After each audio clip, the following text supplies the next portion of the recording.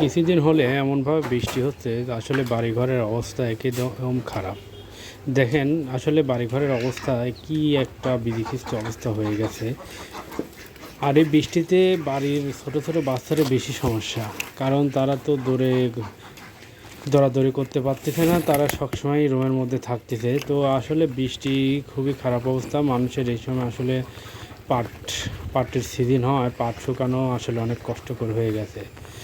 তো আজকে শুক্রবার ছিল, তো ওই জন্য বৃষ্টি ছিল সকাল থেকে। তো সকালে একদম গোসল করে একদম দোকানে যাচ্ছি, যেহেতু আজকে বৃষ্টির কারণে কোথাও ঘুরতে যেতে পারতেছিলাম না। তো সকালে একদম গোসল করে ওই জন্য ভাবলাম যে গোসল করে যাই, একবারে নামাজ কালাম পরে বাড়িতে আসব। তো সেই হিসাবে গোসল করে একদম ফ্রেশ হয়ে রেডি হয়ে বাড়ি থেকে বের হলাম। বের হয়ে দেখি আর দাঁড়া থাকে।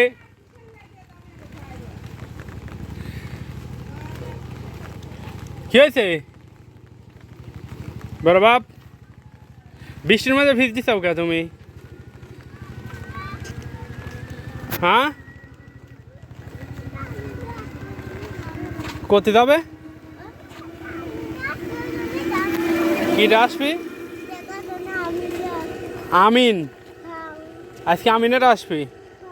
আমিন কিরা হয় তোমার? তাই আমিনের আসি এখানে নামবি নি, তখন যায় না। এখন ভিজে যাবে নিজে, এখন ভিজে যাবে নিজে, অসুখ হবে নি, ঠান্ডা লাগিয়ে আছে। যাও চলো আসো। তোমার গরু কয় টাকা বেচতে বড় বাপ? হ্যাঁ, কি জানো বাপু?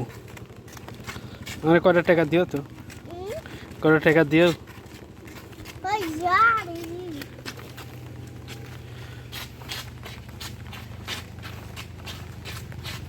বড় বাপ যাও বাড়ি যাও, গাড়ির তলে নিচে পড়বে, যাও।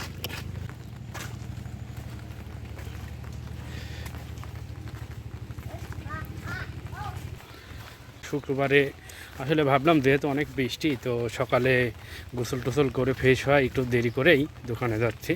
যেহেতু শুক্রবার আবহাওয়া ভালো থাকতে হয়তো ঘুরতে যেতাম, কিন্তু বৃষ্টির কারণে আসলে কোথাও বের